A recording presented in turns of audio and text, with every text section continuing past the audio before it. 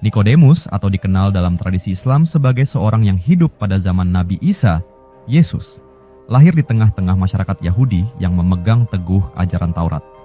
Ia tumbuh dalam lingkungan yang sangat religius, mempelajari kitab-kitab suci dan hukum-hukum Musa sejak kecil. Dengan kecerdasannya yang menonjol, Nikodemus akhirnya diakui sebagai seorang cendekiawan dan pemuka agama di kalangan kaumnya. Ia menjadi bagian dari kelompok elit Farisi, sekelompok ahli hukum yang sangat patuh pada aturan-aturan ketat agama Yahudi. Pada masanya, ia dihormati sebagai orang yang memahami hukum Tuhan dengan sangat baik. Sebagai seorang pemimpin agama, Nikodemus menyaksikan gejolak sosial dan spiritual di kalangan umatnya. Di bawah tekanan Romawi, bangsa Yahudi berada dalam pencarian spiritual yang mendalam, berharap akan datangnya Mesias yang dijanjikan dalam kitab suci mereka. Di tengah situasi inilah muncul sosok Nabi Isa, seorang nabi yang diberkahi mukjizat luar biasa dan membawa pesan tauhid, menyembah Allah Subhanahu wa Ta'ala yang esa. Nabi Isa mulai menarik perhatian banyak orang dengan ajaran-ajaran penuh hikmah yang menyeru umat manusia untuk kembali kepada Tuhan.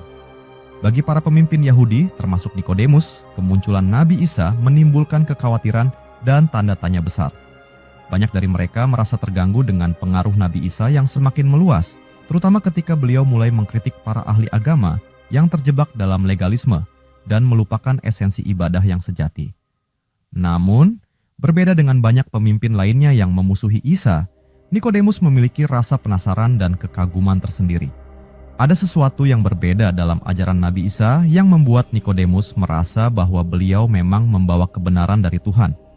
Suatu malam, dalam suasana yang tenang, Nikodemus memutuskan untuk menemui Nabi Isa secara pribadi. Ia memilih malam hari agar pertemuannya tidak diketahui oleh rekan-rekannya yang mungkin akan mencurigai niatnya. Dalam pertemuan yang penuh keheningan itu, Nikodemus mengajukan banyak pertanyaan kepada Nabi Isa.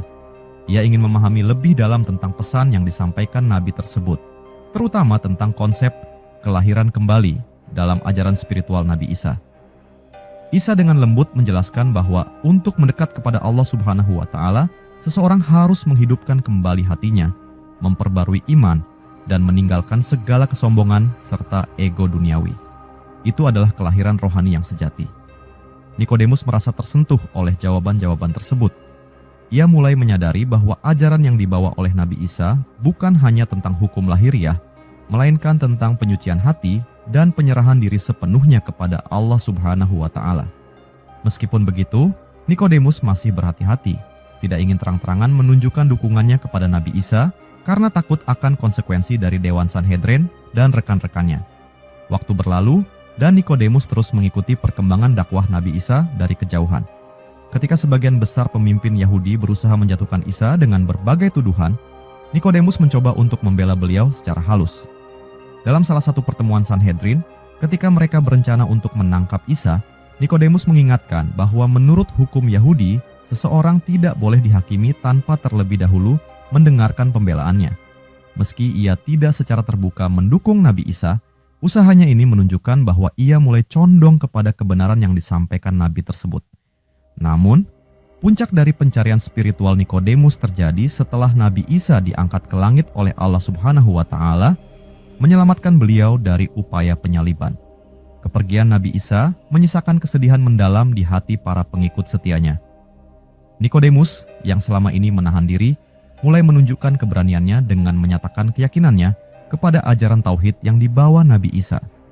Di balik segala kebingungan dan tekanan, Nikodemus akhirnya menemukan jalannya menuju kebenaran, bahwa hanya Allah Subhanahu wa Ta'ala yang patut disembah dan Nabi Isa adalah utusannya. Nikodemus yang memulai perjalanannya dengan keraguan dan pertanyaan, akhirnya menyadari bahwa kebenaran tidak bisa disembunyikan. Hatinya yang selama ini dipenuhi oleh hukum lahiriah, akhirnya terbuka kepada kebenaran yang lebih dalam, iman yang murni kepada Allah Subhanahu wa Ta'ala, dan tunduk kepada ajarannya. Nikodemus adalah seorang tokoh dalam Alkitab, khususnya dalam Perjanjian Baru, yang terkait dengan beberapa peristiwa penting dalam kehidupan Yesus. Berikut adalah beberapa hal yang berkaitan dengan Nikodemus. Pertama, anggota Sanhedrin. Nikodemus adalah seorang pria yang terhormat di antara bangsanya. Sebagai anggota Sanhedrin, dewan agama tertinggi Yahudi, ia memiliki kedudukan yang sangat penting dalam masyarakat. Ia bukan hanya seorang ahli Taurat, tetapi juga seorang yang bijak dan penuh kehati-hatian dalam mengambil keputusan.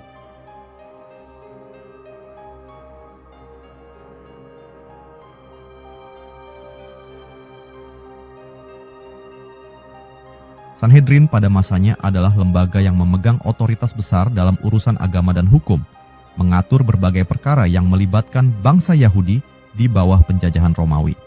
Di ruang pertemuan Sanhedrin yang megah, dikelilingi oleh tiang-tiang batu yang kokoh dan bangku-bangku yang dipenuhi oleh para ahli Taurat serta imam-imam besar, suasana tegang sering menyelimuti diskusi.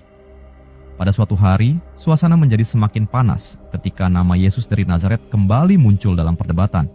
Yesus, nabi yang semakin populer di kalangan rakyat, dianggap mengancam kewibawaan para pemimpin agama.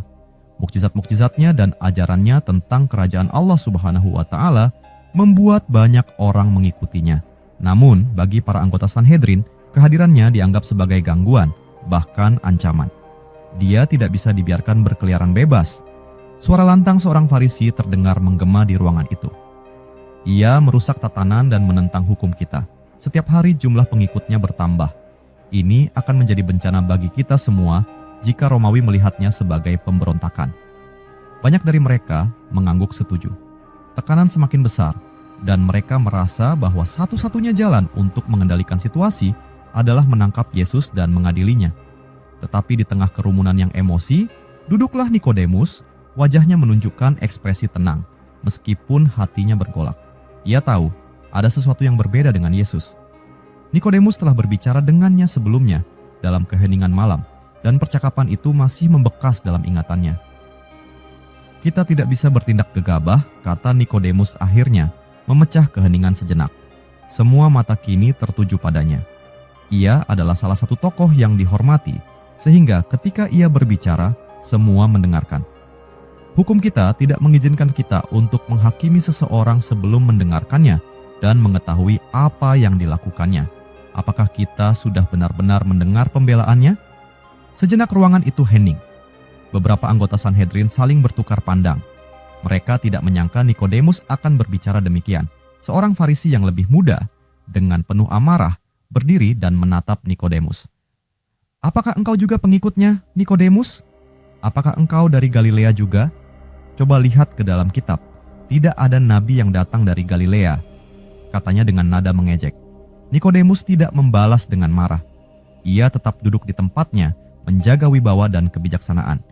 Ia tahu apa yang ia katakan akan mengundang kecurigaan dari rekan-rekannya. Tetapi bagi Nikodemus, ini bukan lagi soal menjaga jabatan atau reputasi. Ia mulai merasa bahwa ada kebenaran yang lebih besar di balik sosok Yesus yang tidak dipahami oleh kebanyakan orang di ruangan itu. Nikodemus menarik napas dalam-dalam sebelum melanjutkan. Yang aku katakan adalah, kita harus mengikuti hukum yang kita junjung tinggi. Bukankah itu yang selama ini kita pertahankan? Jika kita ingin mengadili Yesus, kita harus melakukannya dengan adil, sesuai hukum kita sendiri. Kata-kata Nikodemus menciptakan kegelisahan di antara para anggota dewan. Sebagian dari mereka mulai meragukan langkah mereka, sementara yang lainnya tetap keras kepala. Namun, tidak ada yang berani secara terang-terangan menentang Nikodemus lebih jauh, karena posisinya yang berpengaruh. Pertemuan hari itu tidak membuahkan hasil. Meski beberapa anggota dewan tetap mendesak agar Yesus segera ditangkap, Nikodemus berhasil menunda tindakan gegabah yang bisa saja terjadi. Sanhedrin bubar, tetapi perdebatan itu masih terus berlanjut di dalam pikiran banyak orang. Bagi Nikodemus, malam itu adalah malam panjang yang dipenuhi refleksi. Ia tidak bisa mengabaikan perasaan dalam hatinya bahwa Yesus membawa pesan yang suci dan benar. Namun, di sisi lain, ia terikat oleh tanggung jawabnya sebagai anggota Sanhedrin dan rasa takut akan reaksi para pemimpin Yahudi lainnya. Ia berada di persimpangan di antara kebenaran yang ia yakini dan tekanan dari rekan-rekannya. Malam itu, di bawah langit Yerusalem yang gelap, Nikodemus sadar bahwa perjalanan spiritualnya baru saja dimulai. Ia harus memilih jalannya sendiri, jalur keadilan dan kebenaran, meski itu berarti melawan arus yang ada. Kedua, Nikodemus dan percakapan dengan Yesus. Nikodemus pertama kali muncul dalam Injil Yohanes 1-21, sebagai seorang Farisi dan anggota Sanhedrin, Dewan Agama Yahudi. Ia datang kepada Yesus pada malam hari untuk mendiskusikan ajarannya. Dalam percakapan tersebut, Yesus mengajarkan tentang kelahiran kembali dan perlunya seseorang dilahirkan dari air dan roh untuk memasuki kerajaan Allah Subhanahu wa Ta'ala. Disinilah Yesus juga menyampaikan salah satu ayat yang paling terkenal dalam Alkitab, Yohanes 16, yang berbicara tentang kasih Allah Subhanahu wa Ta'ala kepada dunia. Pada suatu malam yang sunyi, di bawah langit Yerusalem yang dipenuhi bintang-bintang, Nikodemus berjalan dengan langkah hati-hati menyusuri jalan-jalan sempit kota itu.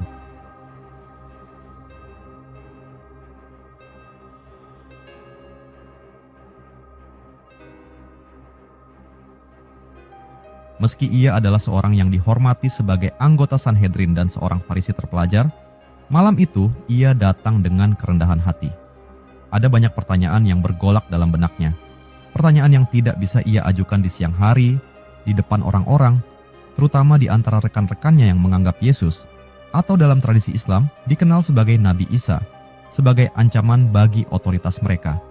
Nikodemus memilih malam hari agar pertemuannya dengan Isa tidak diketahui oleh orang banyak. Ia takut dicurigai atau dicap sebagai pengikut Isa. Di tengah kegelapan itu, ia akhirnya sampai di tempat Isa menginap bersama para pengikutnya. Suasana hening, hanya suara angin malam yang berhembus lembut. Nikodemus dengan sedikit ragu mengetuk pintu dan masuk setelah diizinkan.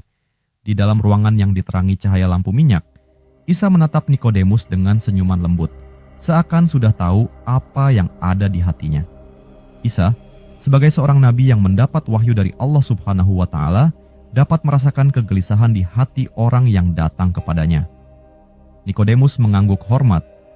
"Ya Rasul, aku telah lama mendengar tentang engkau. Ajaran-ajaranmu telah sampai ke telingaku dan aku merasa ada sesuatu yang berbeda, sesuatu yang agung. Namun, aku tidak bisa memahami sepenuhnya apa yang engkau maksud dengan ajaran tentang kelahiran kembali. Apa artinya ini?" Isa menatap Nikodemus dengan penuh belas kasih. Ia tahu bahwa Nikodemus adalah seorang yang bijaksana, namun belum memahami hakikat sejati dari ajaran yang dibawanya. "Sesungguhnya, aku berkata kepadamu," Isa memulai dengan tenang, "bahwa seorang manusia tidak dapat melihat kerajaan Allah Subhanahu wa Ta'ala kecuali dia dilahirkan kembali." Nikodemus terdiam sejenak, matanya penuh tanda tanya. Bagaimana mungkin seseorang dilahirkan kembali setelah menjadi tua? Apakah ia harus masuk kembali ke dalam rahim ibunya dan dilahirkan untuk kedua kalinya? Isa tersenyum kecil, memahami bahwa Nikodemus masih berpikir secara lahiriah. "Yang aku maksud bukanlah kelahiran fisik," jawab Isa, "tetapi kelahiran rohani. Seseorang harus dilahirkan dari air dan roh untuk bisa masuk ke dalam kerajaan Allah Subhanahu wa Ta'ala. Manusia yang lahir dari daging tetaplah daging, tetapi manusia yang dilahirkan dari roh akan menjadi roh."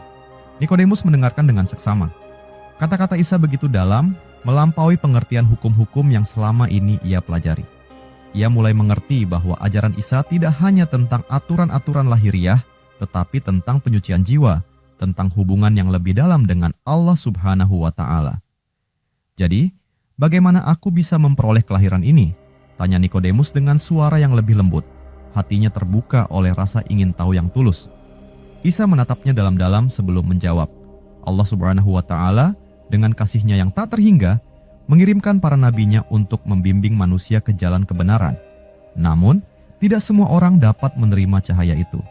Orang-orang yang hatinya terbuka, yang beriman, merekalah yang akan merasakan kelahiran kembali melalui keimanan yang sejati. Hanya dengan iman kepada Allah Subhanahu wa Ta'ala yang esa dan ketaatan pada perintah-Nya, seorang manusia dapat mengalami transformasi rohani. Nikodemus mengangguk, meskipun masih ada keraguan dalam hatinya. Ia telah lama hidup dalam sistem yang sangat berfokus pada aturan-aturan agama yang kaku. Namun, kata-kata Isa seperti embun yang menyejukkan, memberinya harapan bahwa ada jalan yang lebih dekat kepada Allah Subhanahu wa Ta'ala. Percakapan itu berlanjut selama beberapa waktu, dengan Isa menjelaskan lebih banyak tentang iman, kasih Allah Subhanahu wa Ta'ala, dan pentingnya meninggalkan kesombongan duniawi. Nikodemus, yang semula datang dengan hati penuh kebingungan, kini merasa jiwanya mulai terbuka. Ada kedamaian yang dirasakannya, meskipun ia tahu jalan yang dihadapinya tidak akan mudah. Di dalam Dewan Sanhedrin, sebagian besar anggotanya menolak Isa, bahkan berencana untuk menyingkirkannya. Setelah percakapan panjang itu, Nikodemus pamit dengan hati yang masih terombang-ambing. Namun ia tahu bahwa ia telah mendapatkan jawaban dari Isa, meski tidak semua pertanyaan di hatinya terjawab saat itu. Nikodemus menyadari bahwa perjalanan iman adalah perjalanan yang panjang dan penuh cobaan, dan ia harus menentukan jalannya sendiri. Dalam perjalanan pulang, angin malam terasa lebih sejuk, dan bintang-bintang di langit seakan bersinar lebih terang. Nikodemus tahu bahwa malam itu bukanlah akhir, melainkan awal dari pencarian spiritual yang lebih mendalam. Ia sadar, di hadapan kebenaran sejati, terkadang seseorang harus melawan arus dunia untuk menemukan Tuhan. Ketiga, pembelaan terhadap Yesus. Nikodemus muncul lagi dalam Yohanes 50-52, di mana ia membela Yesus di hadapan anggota-anggota Sanhedrin yang ingin menangkapnya.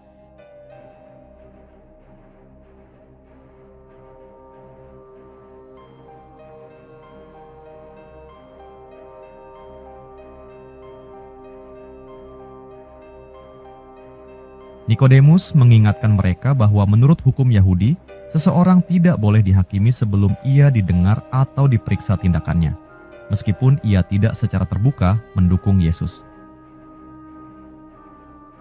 Pada suatu hari yang penuh ketegangan di Yerusalem, para pemimpin Yahudi berkumpul di ruang pertemuan Sanhedrin. Matahari mulai meredup, dan suasana dalam ruangan itu terasa semakin panas oleh perdebatan yang semakin keras. Isa, Yesus, telah menjadi topik utama yang membakar emosi para imam dan ahli Taurat. Berita tentang mukjizatnya yang luar biasa dan ajaran-ajarannya tentang tauhid telah menyebar luas, mengguncang otoritas para pemimpin agama. Pengaruhnya begitu besar hingga mereka khawatir akan kehilangan kendali atas umat. Dia harus segera ditangkap. Setiap hari semakin banyak orang yang percaya kepadanya. Jika kita membiarkannya, Romawi akan melihat kita sebagai pemberontak, teriak seorang Farisi dengan nada marah. Di sudut ruangan, Nikodemus mendengarkan dengan seksama. Ia, yang pernah berbicara secara pribadi dengan Isa di malam hari, memahami bahwa ada sesuatu yang lebih dalam tentang nabi ini. Isa bukanlah ancaman bagi bangsa, seperti yang ditakutkan oleh banyak orang di Sanhedrin. Ia datang dengan pesan yang tulus dari Allah Subhanahu wa Ta'ala, menyeru manusia untuk kembali kepada tauhid, menyembah Allah Subhanahu wa Ta'ala yang esa tanpa menyimpang. Namun, Nikodemus tahu bahwa pandangan ini tidak populer di antara rekan-rekannya. Kebanyakan dari mereka lebih peduli pada posisi dan kekuasaan daripada kebenaran. Seorang imam besar dengan wajah yang penuh kemarahan berdiri dari kursinya. Kita tidak bisa menunggu lebih lama. Jika kita tidak bertindak, ia akan mengguncang seluruh tatanan yang kita bangun selama ini. Kita harus segera menghentikannya. Ruangan itu dipenuhi persetujuan dari para anggota Sanhedrin lainnya. Suara-suara kemarahan dan ketakutan mendominasi, dan Nikodemus tahu bahwa mereka berencana menangkap Isa tanpa mempertimbangkan keadilan. Ia tidak bisa berdiam diri lebih lama. Dengan tenang, ia berdiri, memandang setiap orang di ruangan itu dengan penuh keyakinan. Kita tidak bisa menghukumnya begitu saja tanpa mendengar apa yang ia katakan, kata Nikodemus dengan nada tegas, tetapi tetap tenang. Hukum kita tidak mengizinkan kita untuk mengadili seseorang tanpa memberikan kesempatan baginya untuk membela diri. Semua mata kini tertuju padanya. Beberapa dari mereka terkejut, sementara yang lain mulai berbisik, merasakan adanya keraguan. Seorang anggota Sanhedrin muda yang tampaknya sudah gerah dengan Nikodemus segera menyela dengan nada sinis. "Apakah engkau juga seorang pengikutnya, Nikodemus? Apakah engkau dari Galilea seperti dia? Tidak ada nabi yang datang dari Galilea. Kitab-kitab suci kita jelas tentang hal itu." Namun, Nikodemus tidak tergoyahkan. Ia memandang orang yang berbicara dengan penuh kebijaksanaan. Ia tahu bahwa para pemimpin ini telah dibutakan oleh ketakutan mereka sendiri. Mereka tidak ingin melihat kebenaran di balik ajaran Isa, karena itu akan mengancam status quo yang mereka nikmati selama ini. "Aku bukan membela dari mana dia berasal," jawab Nikodemus dengan tenang. "Tetapi aku membela apa yang benar. Kita sebagai pemimpin harus adil dan mengikuti hukum. Kita tidak boleh bertindak hanya karena ketakutan atau kemarahan. Bukankah kita diajarkan untuk mendengarkan sebelum menjatuhkan hukuman?" Kata-kata Nikodemus menggema di dalam ruangan membuat sebagian besar dari mereka terdiam. Namun, meskipun ada yang mulai merenung, kebencian terhadap Isa sudah terlalu dalam di hati beberapa orang. mereka tetap tidak mau mendengar suara keadilan yang coba disuarakan oleh Nikodemus. Imam besar, dengan raut wajah yang keras, akhirnya memutuskan, kita akan tetap melanjutkan rencana ini. Isa harus ditangkap, dan kita akan melihat apakah dia bisa membela dirinya di depan dewan ini.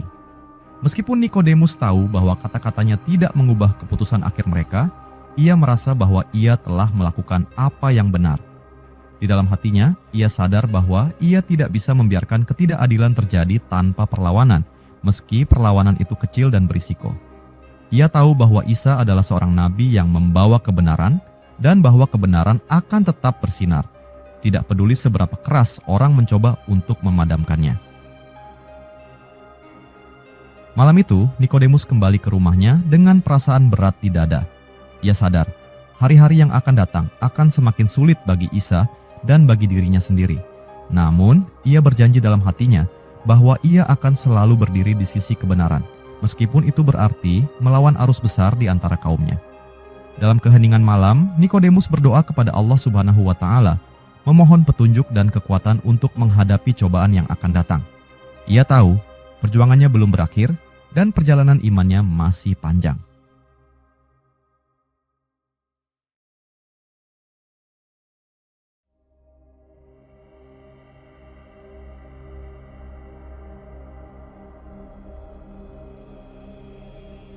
Keempat, penguburan Yesus. Peristiwa penting lainnya yang melibatkan Nikodemus adalah setelah penyaliban Yesus. Dalam Yohanes 39-42, Nikodemus bersama Yusuf dari Arimatea, seorang pengikut Yesus yang lain, mengambil tubuh Yesus dan menguburnya.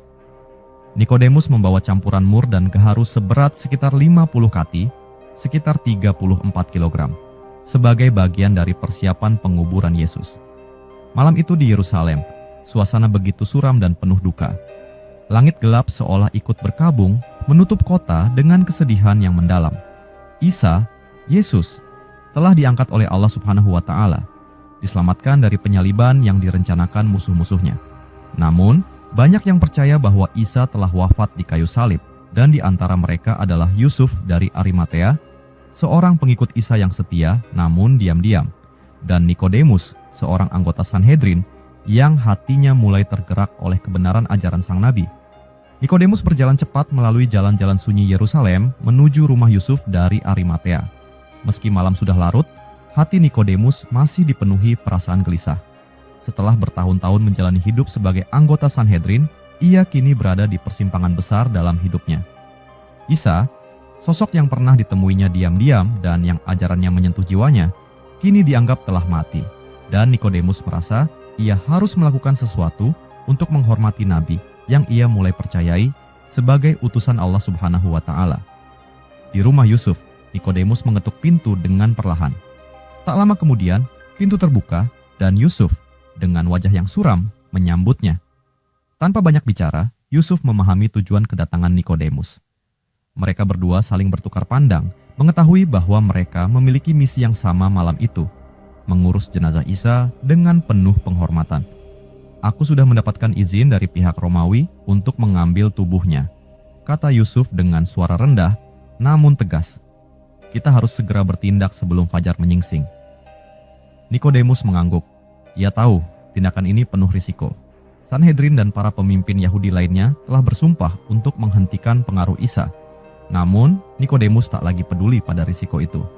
Dalam hatinya, ia merasa inilah panggilan keimanannya untuk berdiri di sisi kebenaran meski diam-diam.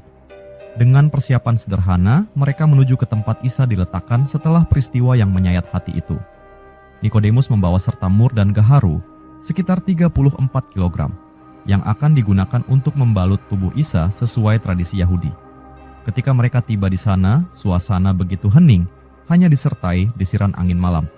Di tengah keheningan itu, Nikodemus merasakan beban emosional yang begitu dalam, bukan hanya karena Isa dianggap telah wafat, tetapi karena ia merasa dunia kehilangan sosok kebenaran yang tulus. Apakah ini sudah cukup? Tanya Yusuf, memecah keheningan.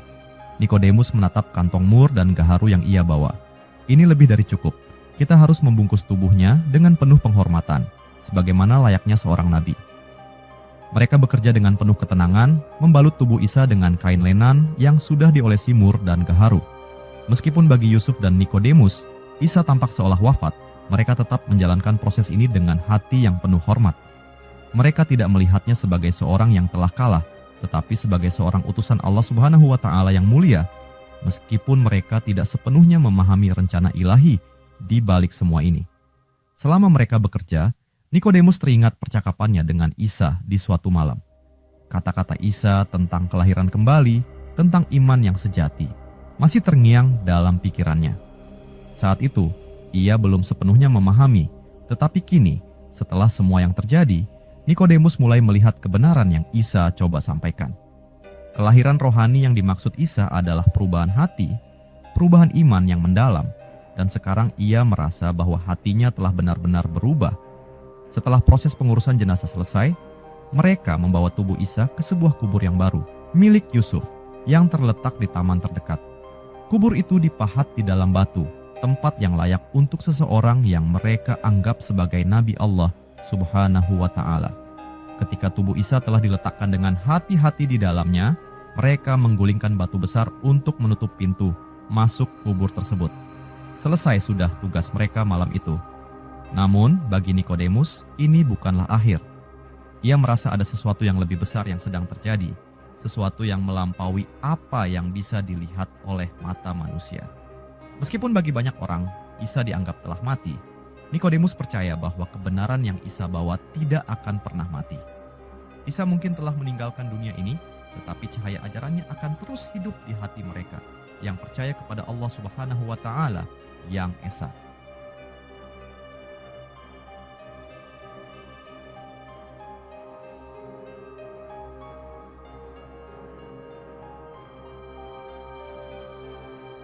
Sebelum mereka berpisah, Yusuf menatap Nikodemus dengan mata penuh pengertian.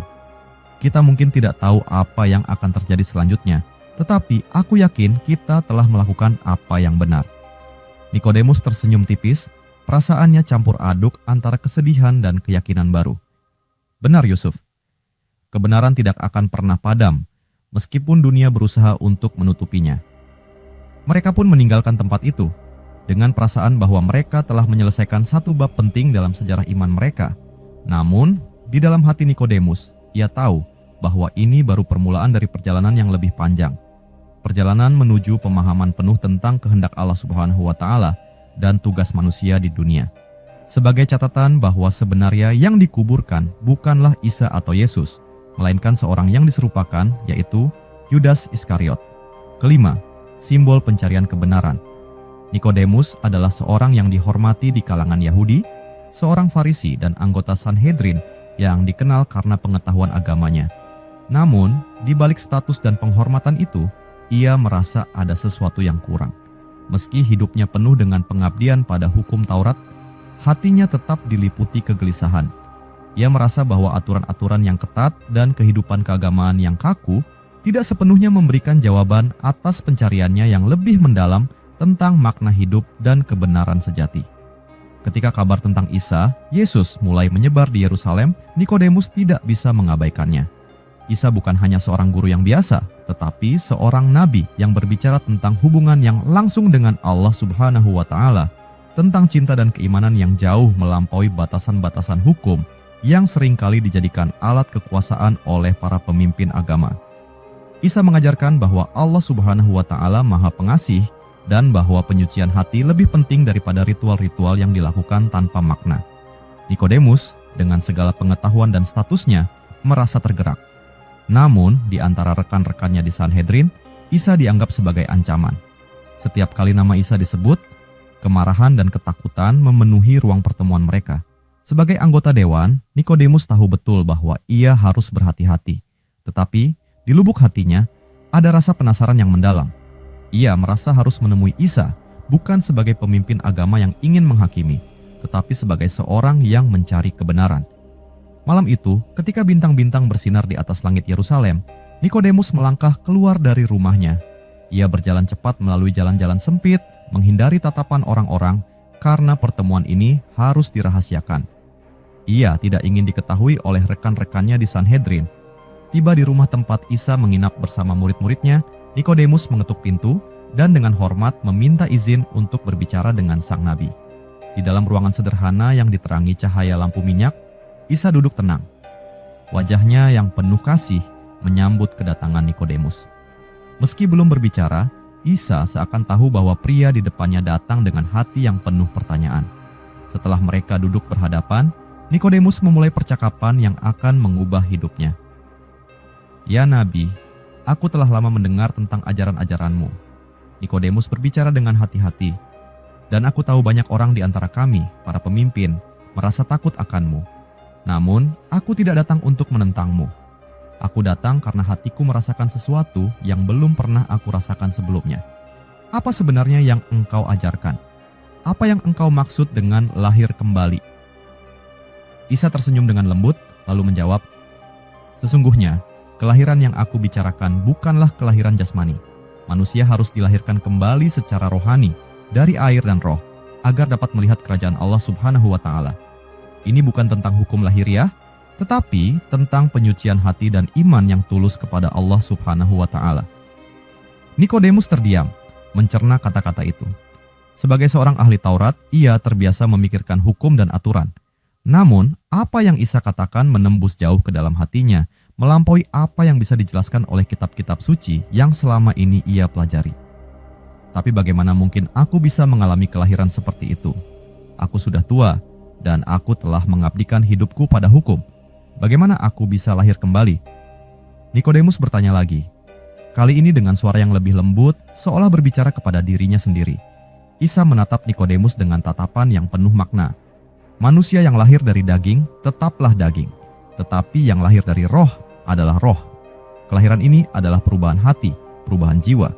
Jika engkau benar-benar mencari kebenaran, engkau akan menemukannya melalui iman kepada Allah Subhanahu wa Ta'ala yang esa, bukan dengan kekuatan aturan, tetapi dengan kebersihan hati."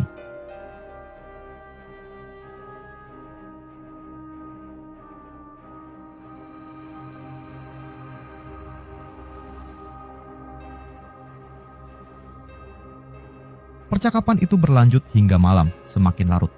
Nikodemus mulai merasakan sesuatu yang berbeda dalam dirinya, sesuatu yang tak bisa ia jelaskan sepenuhnya. Isa tidak hanya menawarkan ajaran, tetapi menawarkan jalan hidup yang baru.